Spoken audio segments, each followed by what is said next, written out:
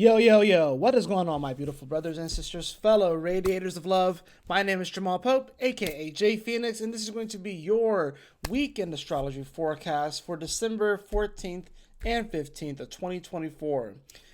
Full moon in Gemini this weekend, and we also have Mercury that's going to be stationing direct as well. So let's go ahead and hop into it. We're not going to ignore the obvious. Hopefully, you guys had the Christmas sweater. I wore this to work today. We got cool Snoopy here, you know what I'm saying? So, in any event, let's go ahead and hop into it, shall we? Well, like I said, we do have a full moon that's going to be happening really early Sunday morning.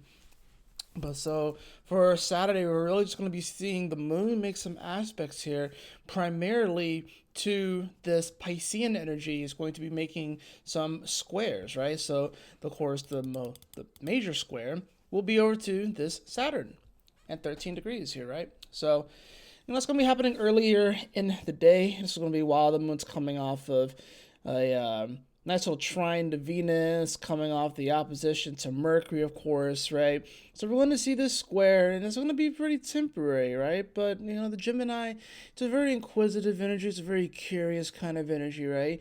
And definitely with this square over to Saturn, maybe people are actually afraid to be curious. Maybe they're afraid to see what's out there, especially because, there's a lot of unknown energy here. With Neptune recently coming forward and Saturn's here in Pisces too, it's hard to know what's coming.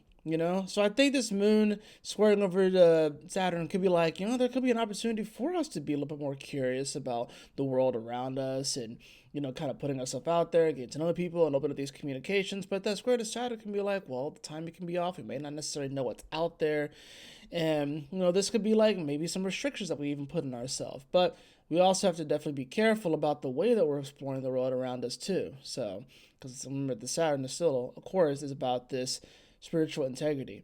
Now, the sun's going to be at 23 degrees for this full moon, so 2 plus 3 is 5, which is mercurial energy. So it's going to be a very mercurial, right? It's going to be a very mercurial full moon that we have here. So, and the word that is coming to mind is like liberty, and it's especially being here in Gemini too. I felt like a lot of people are wanting to liberate themselves, liberate their minds, and they want fresh thought, they want fresh energy. But in order to really get that energy, there has to be some sort of release. So full moons are, of course, about releases, right?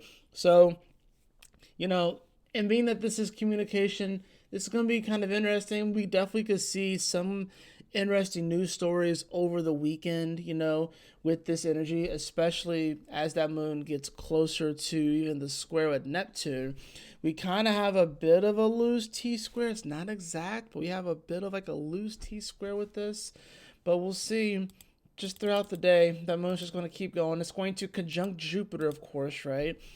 Which is joining up with this sexy quadrant that it's making over to this Pluto, the 135-degree angle. So when the moon hits Jupiter, of course, it's going to expand upon the energy, and it, of course, is right there smack dab in the middle of Gemini. So I think this is one of those sort of things where it's like things we can maybe feel like things can go like one way or another. We can maybe feel there are gonna be some people that are gonna be feeling very fortunate. There are gonna be some people that are feeling very unfortunate, and then you have like those people like literally right there in the middle, right in the middle of the fence, and that's pretty much a characteristic for how life is right now. Some people are looking on the bright side of things. It's like that meme where it's like, hold on, it's like, let me see if I can find it. Let's see, meme of person staring at wall, another person staring at nature. It's like they're on a bus or something like that. I don't even know if it's going to give me, no, it's like, let's see. Dang it. It's like optimism versus pessimism. Meme. I don't know if it's actually really like a meme, but it's, there we go. Yeah, this is what I'm talking about. This is kind of, in this moon on Jupiter, this is kind of what it's going to be like. So let me just fix that, and so I can share my other screen with you guys. So Yeah, very much so. This is what it is with this moon on this Jupiter. People are going to be like, the glass is half full or the glass is half empty, right? And the crazy thing is, look at all these other seats, right? Look at all these other seats. He could easily move over here and look at the beautiful, the beautiful sun. I'm guessing this is a sunset. Look at the awesome nature and have this big smile on his face. And it's like, this is nice. He could easily be on this side and be like, yeah, look at this lame, we're just up against this rock formation. And this doesn't even have to be bad, especially if this is like really, really tall and massive. You can almost just marvel at how large this mountain is. So it's really all about perspective. So this moon with Jupiter, it's going to be playing out this. It's either people are going to be like, yeah, the glass is half empty, or it's completely empty, or the glass is half full, or it's completely full. And it's just, like I said, two sides of the same coin. Which one are you going to perceive it as? And of course, like I said, these planets, or the moon with Jupiter, is going to be making that Ceci quadrant over to that Pluto, which does bring in this whole other element too of, relatability, of our vibration. Our vibe attracts our tribe. And of course, Pluto is transforming this. So you have an opportunity to even transform that's the way that you see this. Remember, this is mutable air that we are dealing with here. So it is about how can our mind, how can we mentally, cognitively be a little bit more adaptive and not just rigid and stuck in a particular zone or train of thought. It's about how can we alter the way that we look at things. How can we be the alchemist? The moon, Jupiter, Gemini is definitely this energy of mental alchemy, right? So, like I said, but we could take this either way. We could take it either way though, right? So I'll go back to the chart here and move that back. Yeah. So that's good right there. So it can kind of go either way. It can kind of go either way with this one, right? So as we progress on into Sunday, we'll see that moon. It will sextile over to Chiron there at 19 degrees. Of course, remember we just had the sun that was trining Chiron and the moon there. So that was not something that we experienced earlier in the week. That was an insane day. That string of days was actually kind of wild for me. Like, it's been a weird week for me, just emotionally. I feel like there's just been a lot of like, it's not that so much of that's a lot of stuff has happened. It's more so I've just been processing a lot. So, and it's been quite exhaustive. I'm actually looking forward to this full moon so I can kind of release some of this, right? Now, the full moon itself, let's take a look at that. It's happening at 23 degrees, right? This is happening around 4 a.m. Eastern Standard Time, right? So, most of y'all probably won't be awake for this. I mean, some of y'all might be. Now, Europe, you're going to be waking up to this energy, right? So, the full moon, 23 degrees, we can see that these energies are getting ready to square over to Neptune. The sun was squared in about 3 days. The moon is going to square it later on in Sunday before it shifts into Cancer. Kind of previewing emotionally, if you will, the sun squaring Neptune, which we'll see, in just a few days. Around, like, I guess you would say, like, Wednesday or so, we'll see this come into fruition. So Sunday can be a bit of a premonition, if you will, and kind of help to preview what's going to happen later on. But like I said, with this degree, 2 is the moon, 3 is Jupiter. That come together to 5. It's mercurial. So this is going to be definitely about like, our minds, our thoughts. How can we free our minds? How can we free our thoughts? How can we free ourselves from self-limiting beliefs? Because, right, this is also with Jupiter, so there's an element of belief here. How can we release ourselves from these self-limiting beliefs that we may have about ourselves or people or the world around us that is holding us back and it's bringing our energy down? Perfect example today, right?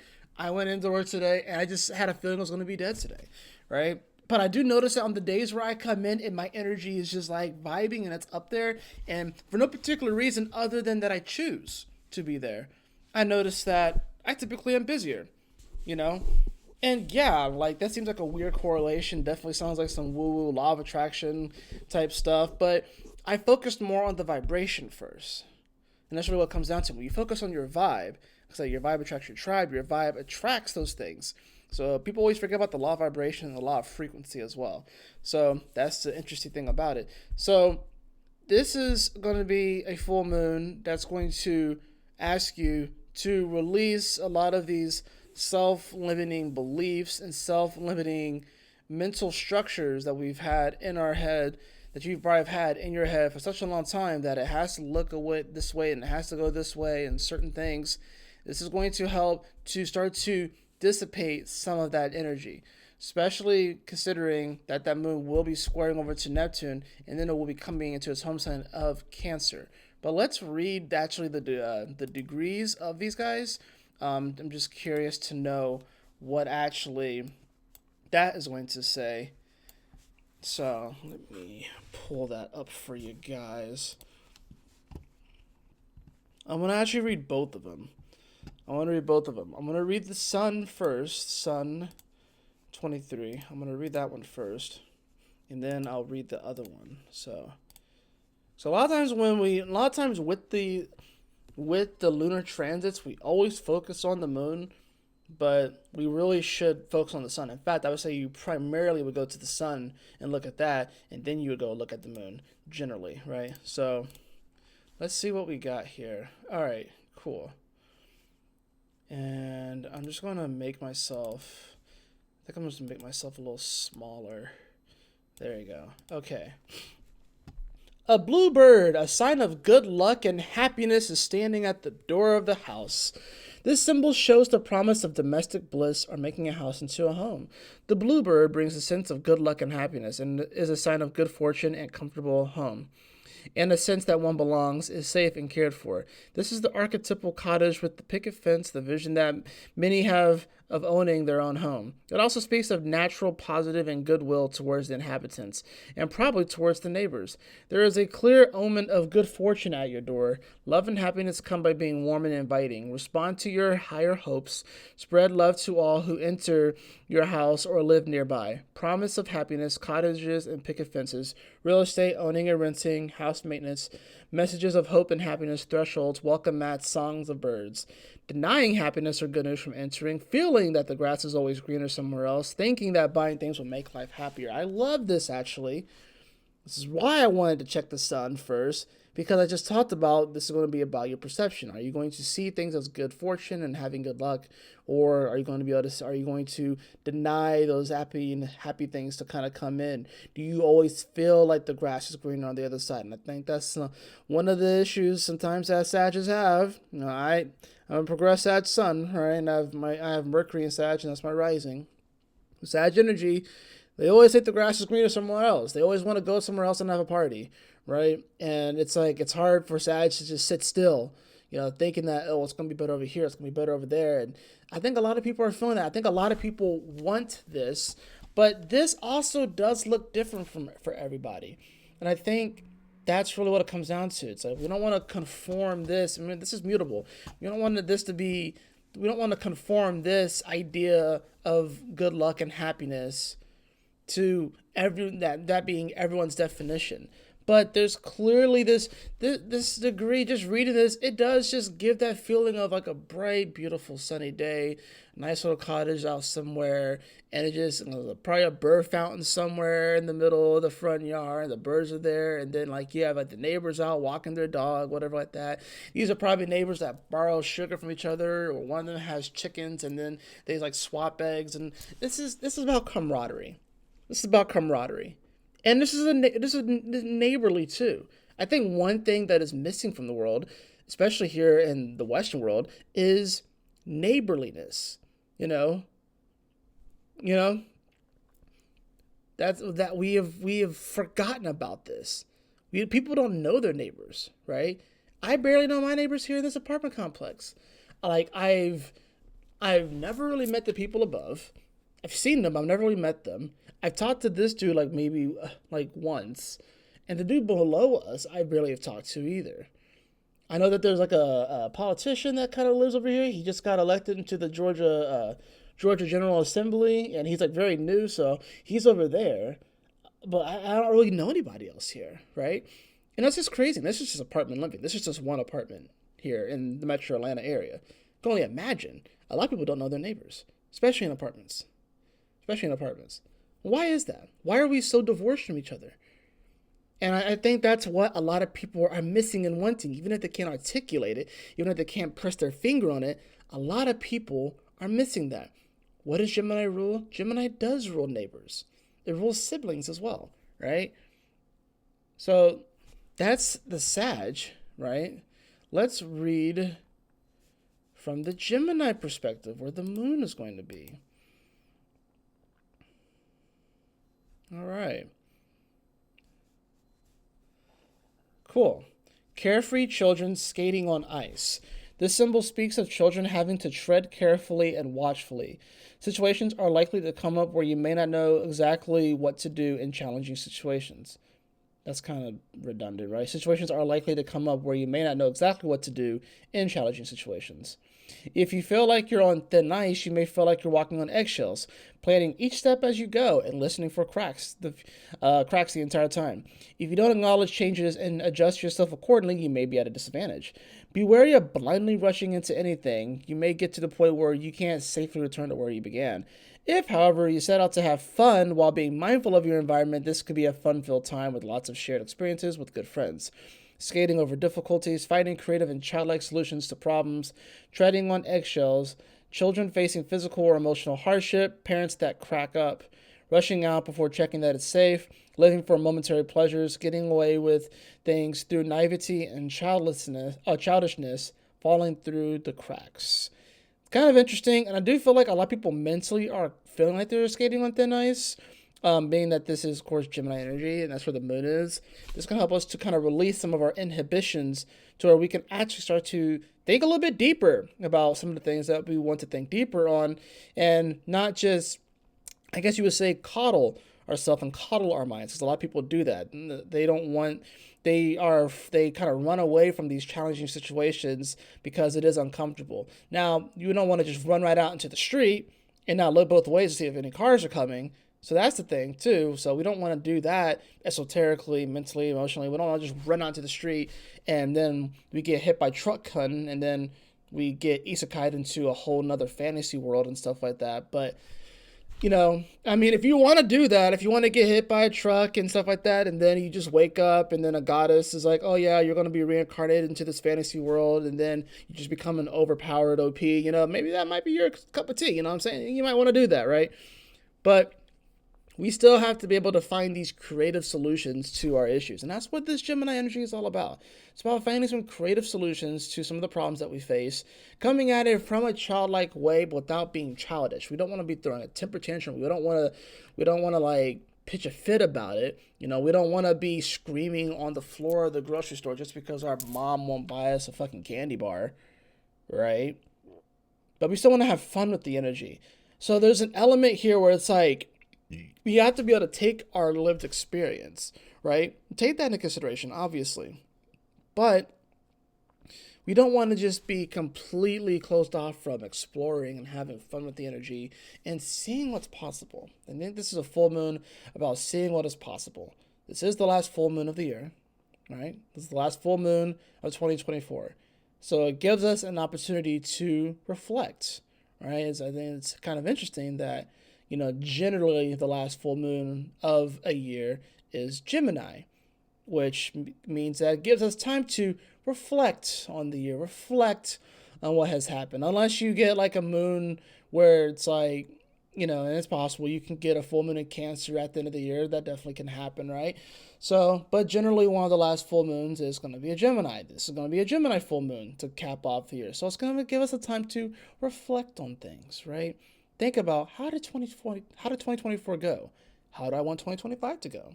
Right? It can feel like we are skating on thin ice, in our own minds, in our emotions, maybe around other people, or even just the world at large feels like it's skating on thin ice, and it just feels like something batshit crazy is about to break. Even though there's been a lot of different things that's been happening, domino after domino after domino, we're wondering what is going to be the tipping point. I think we already have hit the tipping point. I think we have in our head that it's going to be some sort of massive, grand, global event. Not that I'm thinking that's not happening, but I feel like the tipping point has technically already happened. So, for those of you that are waiting or procrastinating, this can be a full moon to kind of help jog, kind of get your energy going, kind of get you, you know, kind of jog your energy and stuff like that so you can actually like move. It's like, it's okay to move. I think it says carefree children skating on ice. So it's like, But you do have to kind of check the ice. Is the ice thick enough for you to skate on? If it is, cool. If it's not, maybe you don't want to skate on it. That doesn't mean that you can't have fun, right? But you don't want to just rush right out to it, and then you fall through the cracks, and then you end up in a pretty, difficult situation, a pretty damning situation, because it's going to be harder to get out of there. And now you have to deal with the ice, for that. It just makes things more complicated. So I think this can be a full moon where people are either going to look on the bright side of things, take things a little bit light, take things a little bit simple, but have fun with it. But you will also get people that are going to complicate their life even more. And it's going to just make it even more, like, they're going to feel more pessimistic or more hellish, because they pushed the envelope so hard just because they just needed to change something. The grass needed to be greener somewhere, instead of just like, it's a simple energy. You don't need to do anything super drastic with this full moon. But there are going to be people that do something drastic with this full moon without really thinking about it, and they're going to run out on that ice, and it's going to crack, and they'll fall through. And then, is it hypothermia where it's cold, or is it hyperthermia? I never could freaking remember which one it is. Is it hypothermia? I think it's hypothermia, right? That's when it's cold, right? A condition of having a lower body temperature than normal. Yeah. Hypothermia. Yeah, you don't want to get hypothermia with this kind of energy, right? And we're coming into the solstice point too, so it's like, yeah, what are you going to do? You're going to be this guy, or you're going to be this guy. The choice is yours. You have the free will, and you can choose too. You can choose to be like, you know what, I'm going to be feeling like this guy over here. Even if you it is sort of like a fake it till you make it kind of energy too. But sometimes it's actually a simple decision. It doesn't necessarily have to be attached to anything. I think sometimes we feel like the happiness needs to be attached to a thing or a person or something like that. But it can literally be a decision where you just decide to be happy. I've done it before. It's possible. It's very possible. Yes, we can use things to influence it, but you can just decide, it's like, you know what, I'm going to be happy. And you just decide to be happy, right? It's not neglecting your other emotions, it's not pushing anything down, it's not anything like that. It's just a decision. And that's a superpower that we have as humans that I feel like we don't really use that often. I don't really feel like we use that superpower that often, to just decide to be happy, if you will. So I'm going to take this back to the chart. So, and make myself bigger. Boom. So let me pull that back up. So that's your full moon energy as far as that goes. But like I said, that's really early in the daytime. So by the time morning really hits here in the east, at least here in the Americas, we'll see that moon hit 27 degrees of Gemini and make that square over to Neptune, right? So I think that's the interesting thing about it, is that like I said, maybe we feel like we're skating on thin ice, but then we get to that square with Neptune, and it's like, well, what does the future hold? It does look kind of weird. It is kind of slow. It is kind of murky. It's still kind of cloudy. We don't necessarily know what's going to happen, but at the same time, I think like I said, there's an element of fate here. There's an element of faith here. There's an element of trusting here, right? You have to trust that things are going to work out. You got to trust that no matter what happens, that you can be resourceful and that you can, you'll find a way, right? By this time, of course, that sun moves to 24 degrees. 2 + 4 is 6, so that's more Venusian energy. So how can we kind of, maybe receive some of those epiphanies, some of those ideas that we had from that full moon? Like I said, since that's happening in the middle of the night, it's probably going to be playing out more in the dreams, if you will, for people, at least during the height of it. By the time that people are kind of waking up and getting about their day, that sun's going to shift to 24 degrees, and it's all about how do we receive that quality? What is the there's an element of relationships here too. How do we relate to our vision that we have in life? How do we relate to our own personal philosophies? How do we relate to the emotions that we even feel? Of course, Moon and Gemini, emotions can change rather quickly. You know what I'm saying? So it's like, you can be feeling this way one minute, and then bam, it could just shift up on you. There's a dualistic aspect to this too. So I think that's the other thing too. It's like, who are you? When you're with people, do you change who you are based off of who you're with? I think we all do to a degree. I think the people that say that, oh, I'm the same person with every single person that I meet throughout my day, I'm like, that's bullshit. And I think we all switch up a little bit. I'm definitely going to talk to my mom differently than how I talk to, say, my brother, you know what I mean? Or one of my boys. You know what I mean? I typically am a little bit softer and stuff like that. Well, generally, but I try not to cuss around my mom. Although I do, but I try not to, just because like that's just our relationship and that's fine. But yeah, generally I'm gonna be a. I'm not. I'm My personality doesn't change. I think it's really some more like the way that you talk and everything like that and stuff. So it's like, yeah, the core of who you are shouldn't change based off of who you're talking to. So I think that's what it's going to be about. It's like, are you being dualistic? Are you presenting a version of yourself that is different based off of who you're talking to? And like I said, we all do it to a certain degree, but how high is that degree? Where is that threshold, right? Are you a completely different person? Yeah. Or you know, are you not? So so you may get caught up for being two faced and shit. I don't know.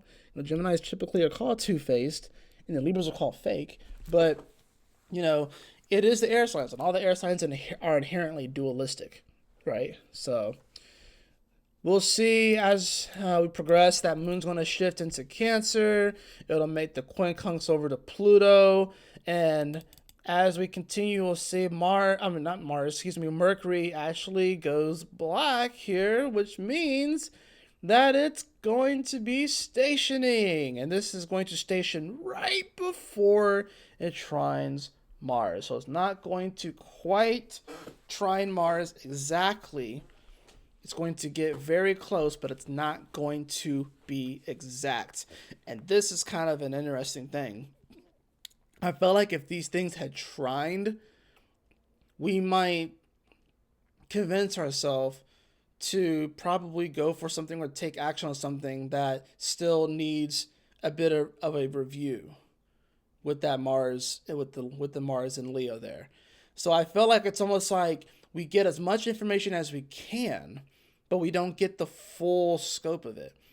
But Mercury's like, I can't wait around for Mars. I can't wait around and you know, to get this perfect trine. I can't wait around. I can't wait around for the perfection. I can't wait around for the perfect moment. I gotta go. I gotta get this thing moving. I gotta pick up speed. I gotta catch back up to the sun and everything like that. And that's where Mercury is. That's where our mind is.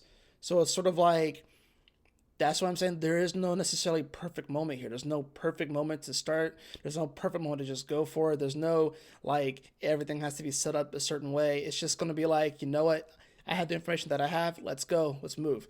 And then there's the element of like, do you trust? Do you have faith? Do you believe in yourself? That's what it comes down to. And with that moon in Cancer, it's nice. It can help us to, maybe get grounded and, hopefully like your home sanctuary is a lot.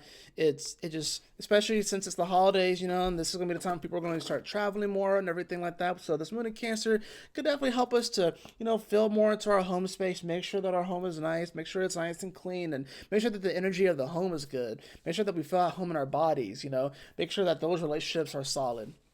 That's really what it comes down to. So this moon, of course, is going to be squaring the nodes here at 2 degrees as well. So, this definitely is playing out to, our relationships, who we are, are we comfortable with who we are? Are we comfortable within our own skin, if you will? That's another thing about this. So, I do think, of course, by the end of the day, we'll see that moon almost make the quincunx over to Mercury, but it doesn't quite make it there. Another thing that I did not actually mention is the fact that that sun is going to be in quincunx to Uranus throughout the entire day too, right? So that 150-degree awkward angle that sun's going to make to that Uranus, and yeah, I mean, like the sun is feeling stronger. It's in a fire sign at least, but it's getting ready to hit the solstice point. And Uranus, of course, being in its fall in Taurus, it's about like, yeah, maybe, and this is definitely going to be dealing with like your beliefs. And, this is a Venusian degree 6, and Venus typically is the traditional ruler of Taurus. So it's like, how well can you actually embrace other people that maybe even have different beliefs than you? It may feel a little bit awkward and weird and stuff like that, but maybe you find some common ground and you realize that there's not really that much of a difference between you two. Maybe the way that you, and this Sag energy, it's all about the adventure, it's all about the path, and I think this is about being able to accept that there are multiple paths to, I guess you could say, the same destination. So if that destination is God or enlightenment or whatever have you, right? So, which there's no destinations, like you get there and the journey continues, you know what I'm saying? But it's like we kind of have in our mind that there's this like destination spiritually, and then once we reach there, we reach this nirvana and this enlightenment. And but the truth of the matter is that life continues trucking along. Life continues on even after you reach that point. So it's like we have to realize too that there's so much variety, there's so much diversity out there, and the way, people's values and stuff like that. And a lot of these values can't align, but maybe the way that it looks, maybe the way that the cultures look, it may not look, they may look a little bit different. They may look like, so how can that work out? But people live those lives every single day. And it's like you could still come to a lot of the same conclusions and even philosophies. And even though it may externally look a little bit different, and there's all these different cultural aspects to things, that there can still be some symbiosis, if you will. And, like I said, multiple paths can lead to the same destination. And I think that's just something that we have to keep in mind. It's going to be a little bit awkward because, like I said, it may not seem like it, but there are, you know what I mean? So there's multiple paths to a destination, right? And I'll use sports as an example. The two teams that make it to the championship, they have different paths. They face different teams. They're probably in different divisions, different regions, different parts, and they've had different challenges along the way, but they both make it to the championship, right? So I think that's what it's about. It's like, it's not about championing. I mean, and I guess in the terms of sports, you do elect there is a champion, right? But it's like no one way is per se better than the other because they both made it there, right? So I think that's really what it comes down to. It's like, you don't want to get envious of someone else's path because you never know. There's probably someone out there that's probably envious of your path, believe it or not, or would switch spots with you in a heartbeat. That person that was on the bus that was like staring at the wall, there is someone out there that would love to take his spot and stare at that wall. There's someone out there that would love to do that and will be happy doing it. I think that's something that we have to remind ourselves of, right? Alrighty. For the cards,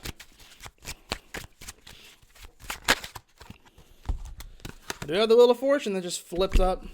All right, so I think things are turning. You know what I mean? And I think it's like it feels slow. So maybe that's why people are like, oh my gosh, when is this thing going to turn on? And it's just like, hey, hold your horses. Hold your horses, Yeah, hold your horses. I think good fortune is here. I think good things definitely can come. So I have the Moon card. I have the Moon card as well. It is in reverse, so I think this is just in regards to this full moon. Just be careful of slipping into the cracks. Be careful of, rushing out into traffic without looking both ways. You know what I'm saying? So, because you definitely don't want to do that. You don't want to get so caught up in the carefree nature of it all that you forget to look before you run. But don't let the fear of the potential of something bad happening to stop you from running and to stop you from going forward. I think that's the trick, right? So, final card. I have the Ace of Coins in reverse. Yeah, I think this is about, it's not necessarily anything new that's coming in. And it's about recognizing the fortune that's already inherent within each and every single one of us.